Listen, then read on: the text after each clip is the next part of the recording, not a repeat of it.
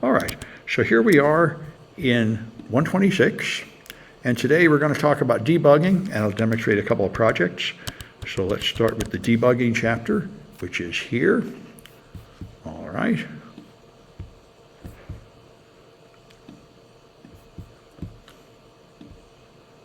There, all right.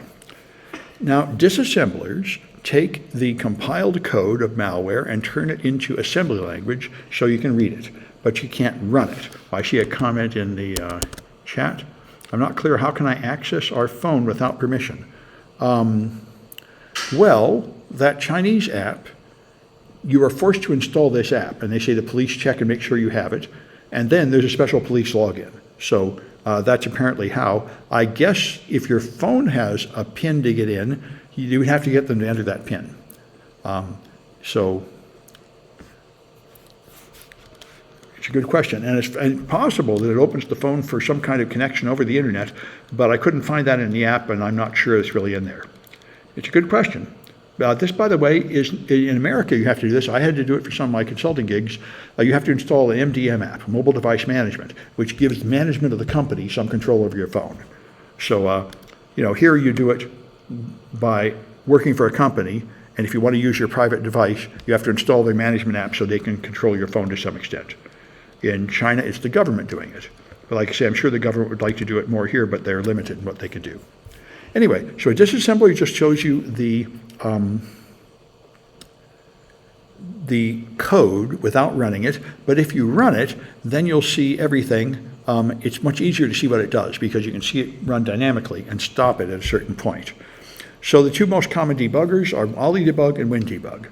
OllyDebug is very easy to use and very popular, but it only works for 32-bit compiled x86 code. So it's increasingly out of date. There's an open source alternative called x64debug, which does 64-bit and is very good. And WinDebug is the more powerful debugger, but harder to use, from Microsoft. It's what most of the Microsoft experts use. And WinDebug, I found out last week, has an ARM version to debug Windows on ARM code. And I already added the project last week that does that. So that's good to know. This is more powerful, but harder to use. All right, now a source debugger is typically what real developers use. If you're writing the app in something like C# or C++, then you use a debugger to find flaws, and you just work with the source code. You see the source code in the debugger, you go down the lines, you examine variables, and you find out what's wrong. You usually don't bother looking at the assembly code. But assembly code is available in debuggers, and that's what you have to do for malware typically, because when you compile it, you usually strip away all the symbols. So you lose the ability to reconstruct the source code, and the only thing you can see is the assembly code, which is more difficult to read, although not impossible, and we'll perform the easy cases of doing it here. Now, when an app crashes, Windows may offer it in a debugger, and typically you click debug when it crashes, and it'll typically open WinDebug. But you can have other debuggers available, but usually you use WinDebug for that. All right, now one big issue is kernel versus user mode, which I'm not sure we talked about yet in this course, and it's going to be a big thing. User mode is the normal mode of everything you do. The start button, the icons on the desktop, the command line you open, all those things are in user mode. And in user mode, you do not have access to all the machine language commands. Some of them require kernel mode, and that's not where you normally run. And the idea is the only thing that can access the kernel directly touching the hardware is the code written by Microsoft, and all the user-land apps that you run call the Microsoft API to use the kernel. And that way, if you write sloppy code and it crashes, it doesn't stop the machine entirely. It just crashes one window and the other windows keep running. If you crash the kernel, the machine stops at the blue screen of death. So Microsoft doesn't want you writing code in the kernel. It wants you only using code that Microsoft wrote in the kernel and calling it with API calls. That's the idea. So your debugger runs on the same system and you run it. It connects to the thing. Now, in the old way, if you wanted to debug the kernel, you had to have two machines connected by a serial cable. And this is a 25-pin serial cable, which is now a museum piece. Almost no hardware has it anymore. And there were some USB cables, but they cost like $300. And there were some cheap Chinese ones that were $10, but they were defective and caused the blue screen of death periodically. So it was very unpleasant. And I had students doing this.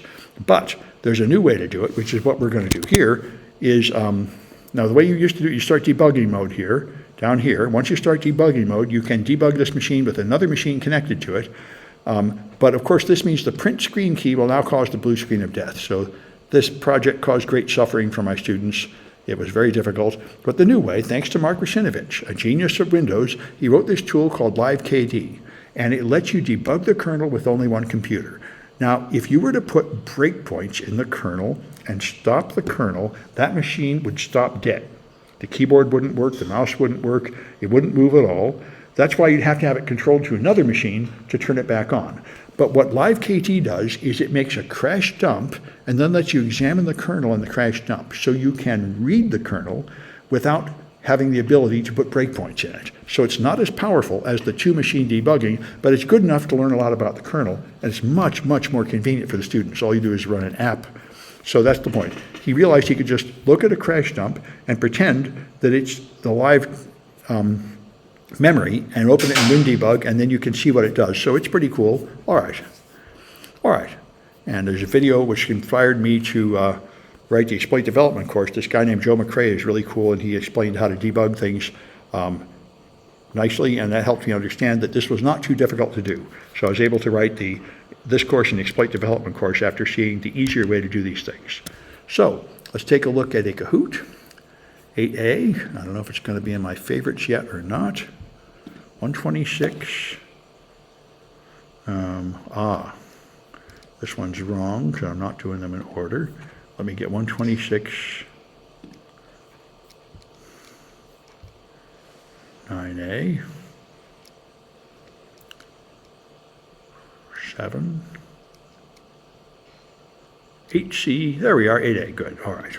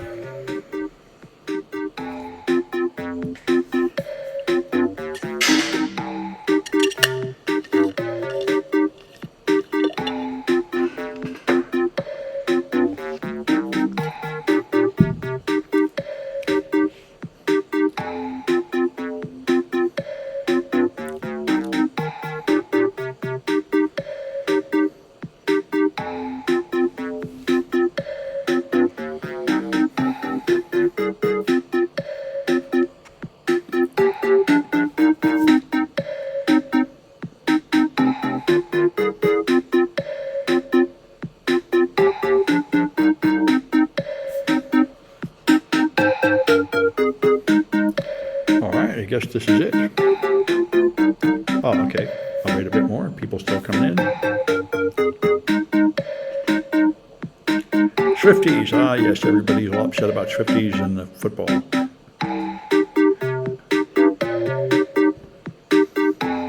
Taylor Swift seems to be a fantastic entertainer. I'm not in the target demographic, but she's extremely rich and popular. So she's pleasing a lot of people.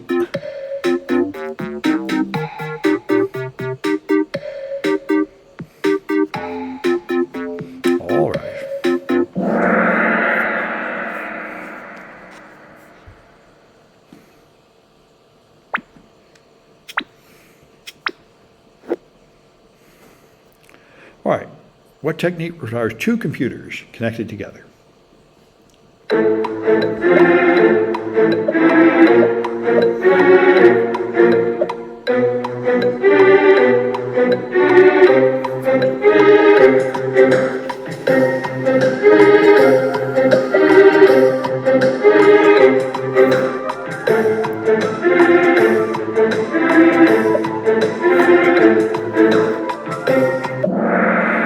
Kernel mode debugging. If you want to put in breakpoints, you need to have two computers connected together.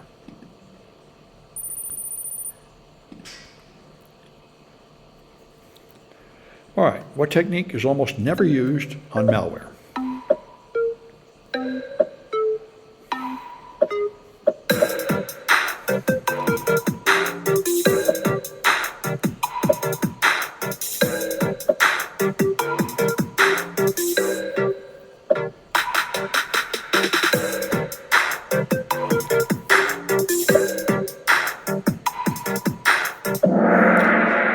source level debugging is almost never done because you typically don't have the source code.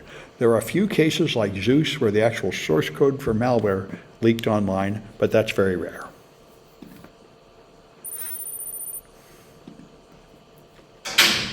All right, what technique displays assembly code but doesn't allow you to run it?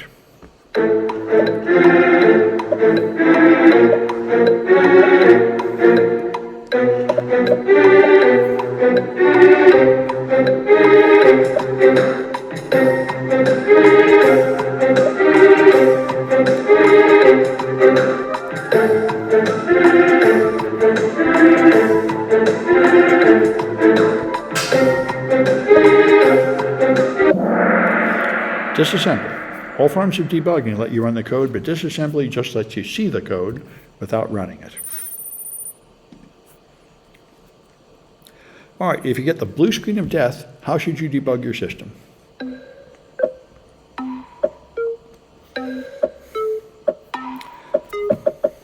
don't see the blue screen that much anymore. I think Microsoft might have improved their defenses.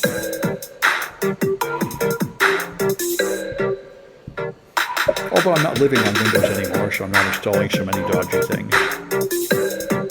All right, that's kernel mode debugging. Blue screen of death is what happens when the kernel crashes. All right.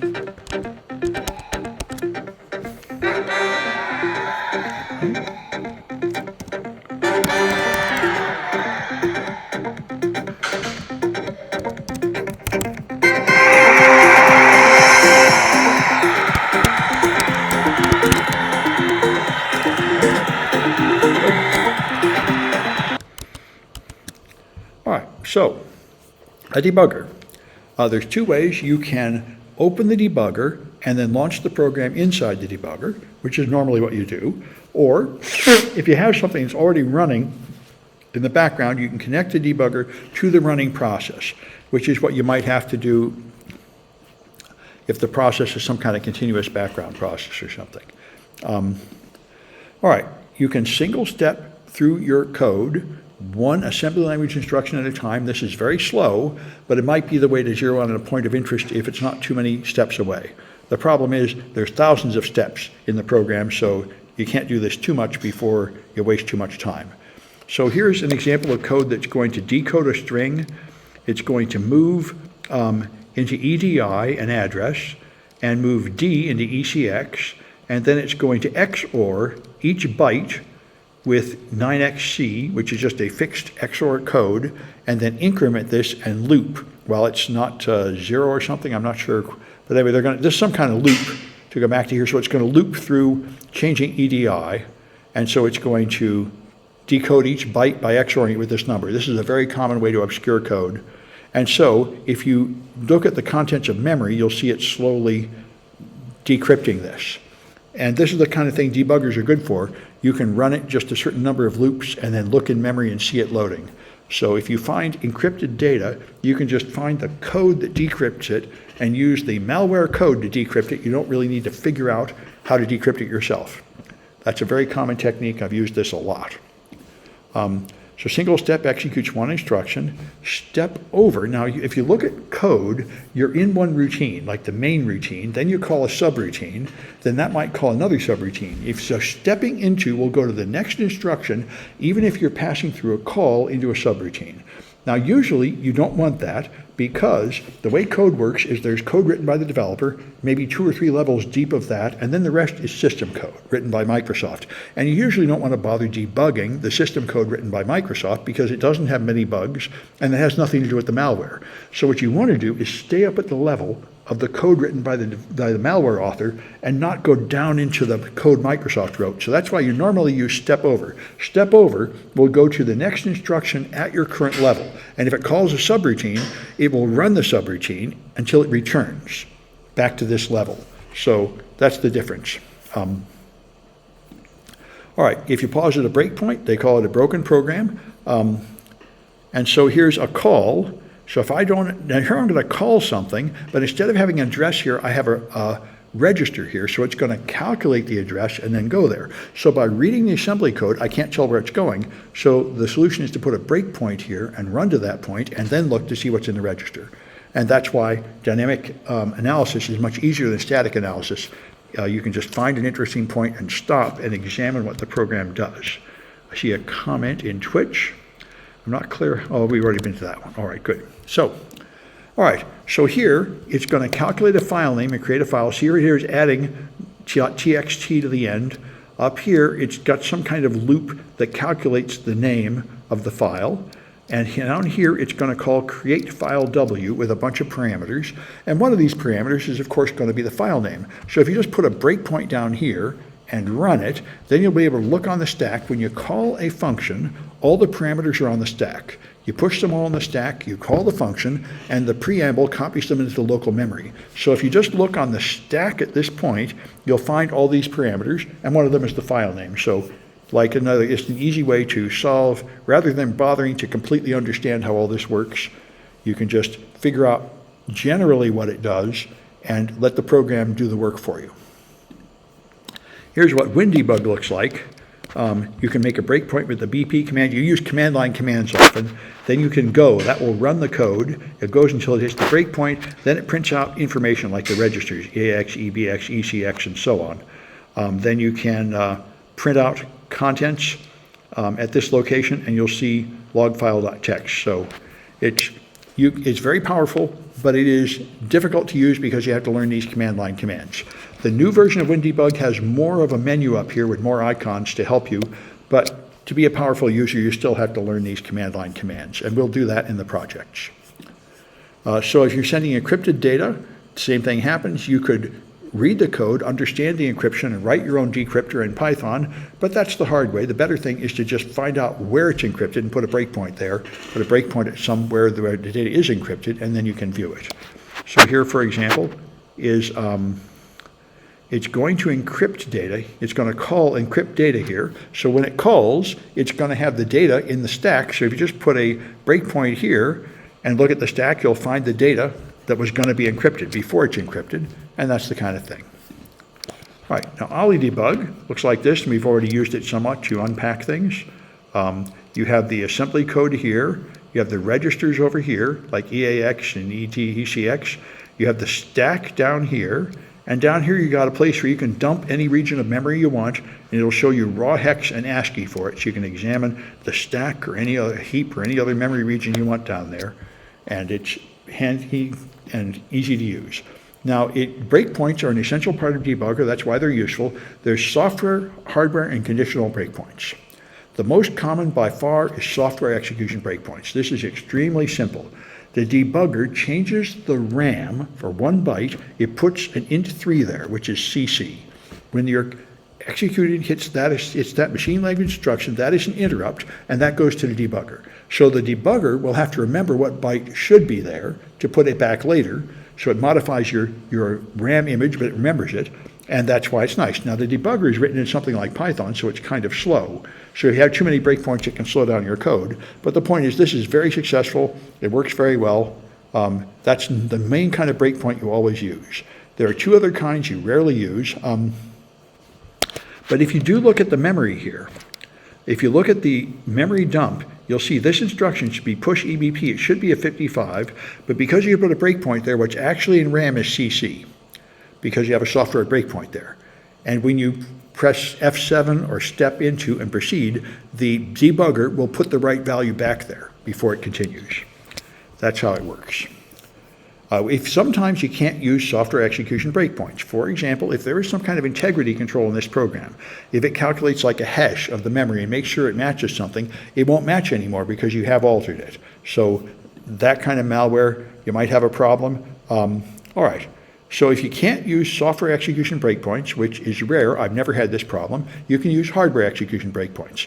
There are 4 of them built into the processor. For this reason, processors can be told to break without changing any of the code by just using 4 registers. So, all right, that's one way. You only have 4 of them though, but other than that, it works. And there's hardware execution breakpoints, which will detect an attempt to change the contents of a debug register. All right, Excuse me, the point is, if someone tries to mess with the hardware execution breakpoints, then there is a defense of some sort there. There's a flag to detect if someone is trying to change the contents of them. There are ways around it, but there's some defense. And then conditional breakpoints, these are actually created by the debugger. They're not a hard-coded part of the processor. They implemented as software breakpoints. What the software does is it puts in a software breakpoint, and when you get there, it executes some kind of instruction, like if the value is greater than 100, then break. If it's less than 100, then continue. So you can have a conditional breakpoint, and it will slow down the execution because it keeps breaking and going to the slower debugger, but it will automatically continue until that condition is true. So you can do things like have something that's getting called many times, but you only, like you might have the decode routine that's called many times, but you only want to see it when it decodes large blocks of data. So you can put a break on the decode routine and then set if the length of the data is less than 100 bytes, continue, and only show me the ones that are big, that sort of thing. All right. And of course, it will take longer because you keep jumping from the fast machine language to the slow debugger, which is running in something like Python, much slower. All right. Let's try another Kahoot.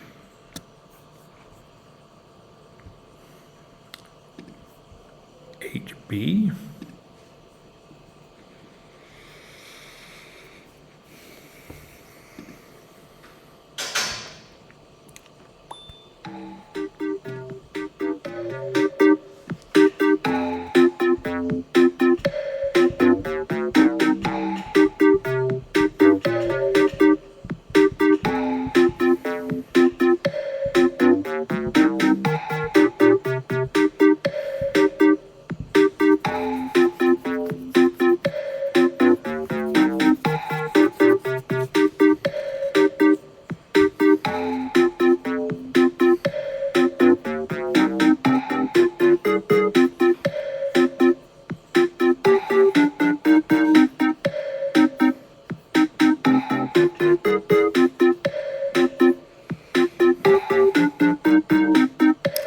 Yes, somebody did burn down a Waymo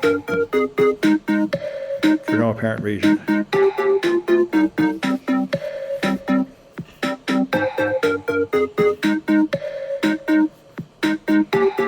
All right.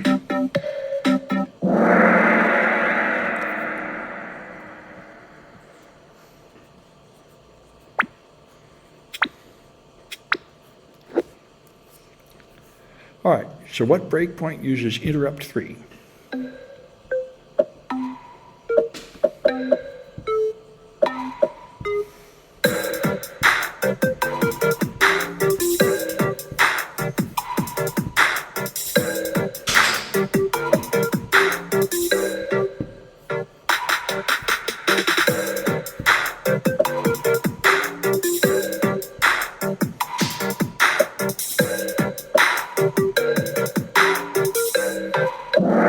That's it, the software execution breakpoint. All right.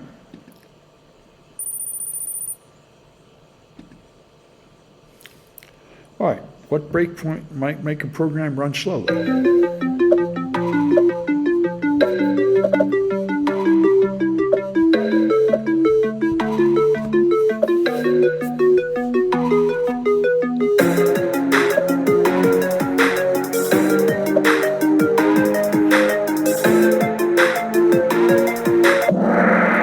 Yeah, the conditional breakpoint, because it keeps jumping to Python and back to machine language. All right, what's the most common breakpoint? The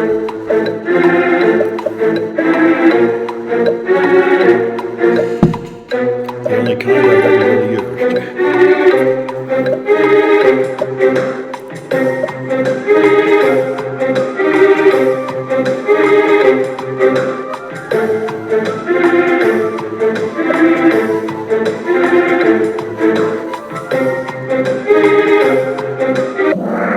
Yeah, software execution, the normal kind. All right. And which one might miss important functionality?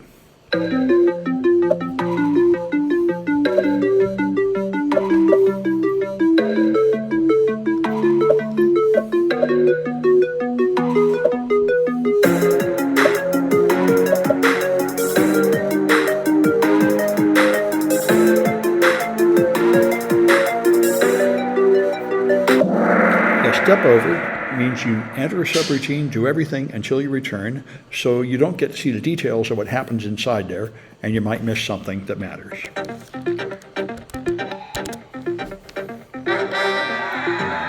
Two-time winner.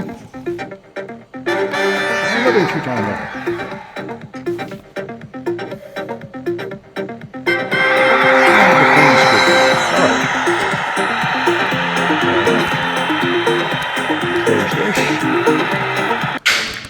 All right, let's go back to here. All right, so exceptions. Exceptions are when something goes wrong, an exception is raised. If you do something like divide by zero or attempt to access memory which is not reserved for your program to use, or attempt to execute code that is in a region of memory that is not executable, those are called exceptions. If you break a rule of some point, and int3 is one of the exceptions, but that one just goes right to the debugger. These others raise exceptions. Now, first chance exception, there is an exception triggered and it sends a signal. Now, your program might handle the exception. Well-written code does look for exceptions. In Python, you do try something and then except. If there's an exception, do this. So if you have well-written code, your code will handle the exception. But malware is, of course, compressed and small and not extended to handle it, and usually just crashes on an exception. So the first chance is a signal goes to the program, and maybe the program will handle it. So if you pass it on, then you'll have the program's exception handler. If the program's exception handler does not handle the exception, then it goes to the operating system. That's the second chance exception. And if it passed that on, it will open the default window, like offering to open WinDebug or something. The Microsoft crash window will appear because the program didn't handle the exception. So that's the thing. int3 is software breakpoints. A single strepping is implemented as an exception. Every single instruction causes an exception and it goes back to the debugger. Memory access violation is by far the most common one.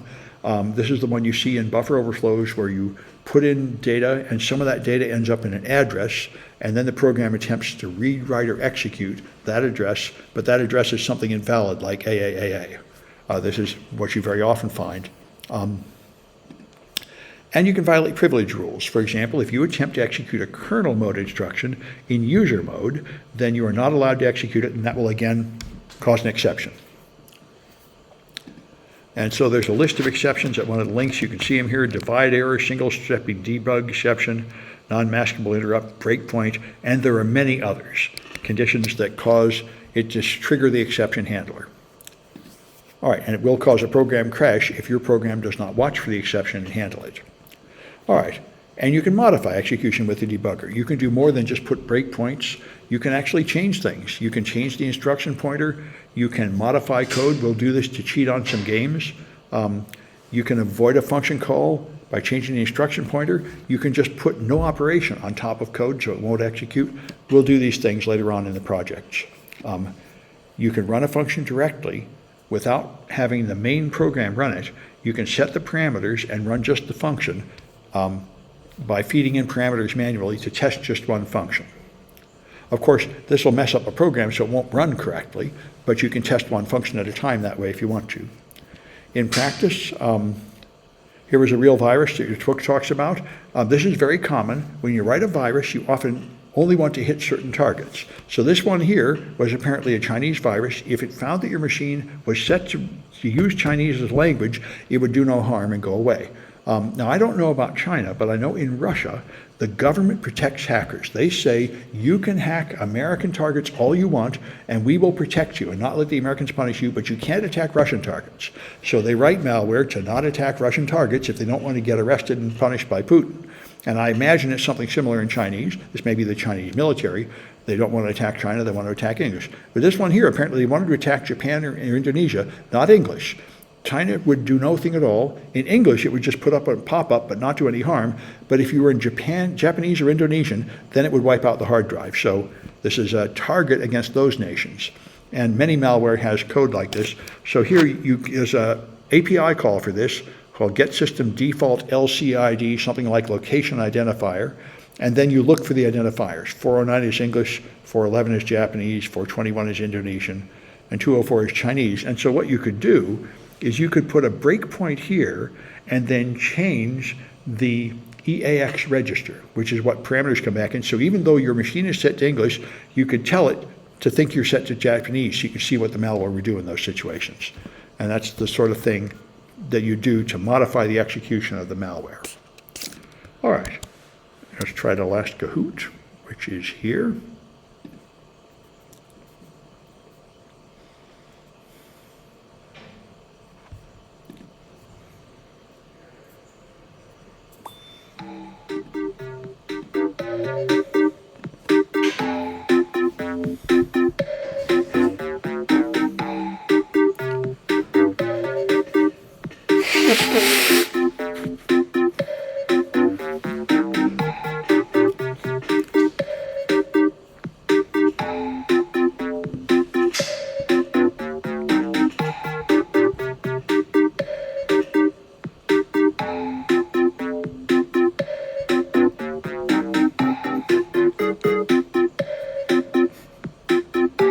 That's a nice name.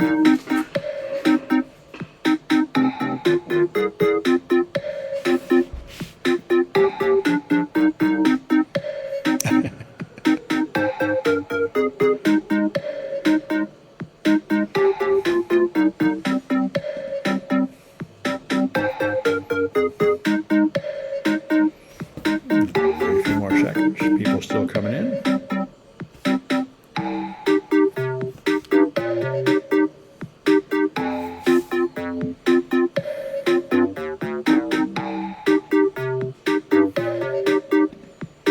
All right.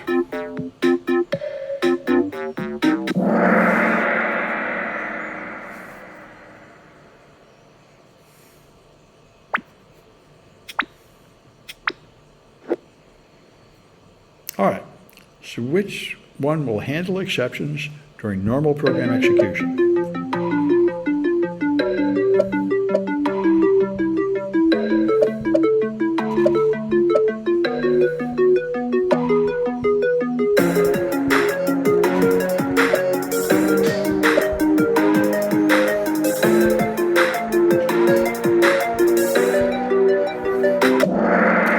Yeah, that's kind of nasty. We didn't mention the structured exception handler, which we'll play with. This is the list of addresses that handle certain exceptions. And this is what's created by the compiler if you use the try except program structure. And it's a list of addresses that handle certain exceptions.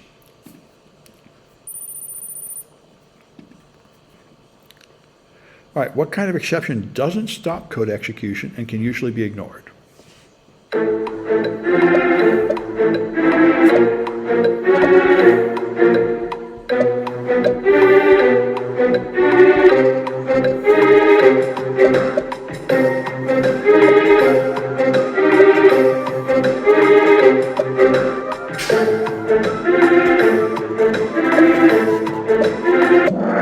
That's the first change.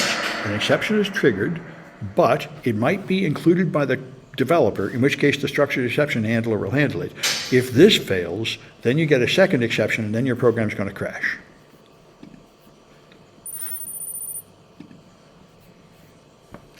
All right, a Ring 3 process tries to access hardware directly. What's going to happen?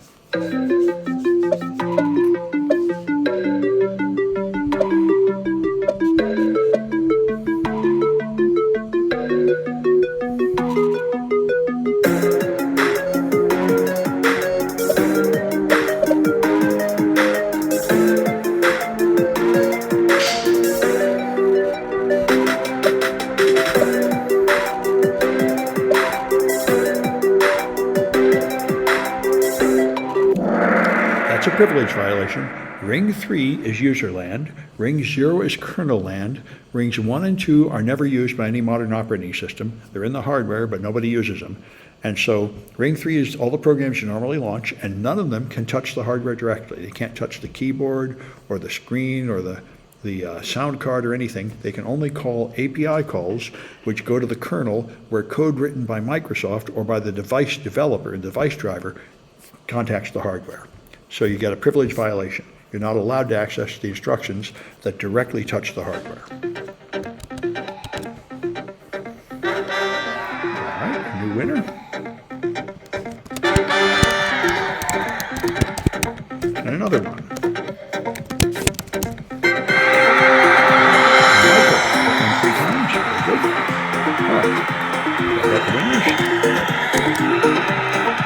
All right, I'm going to stop this recording.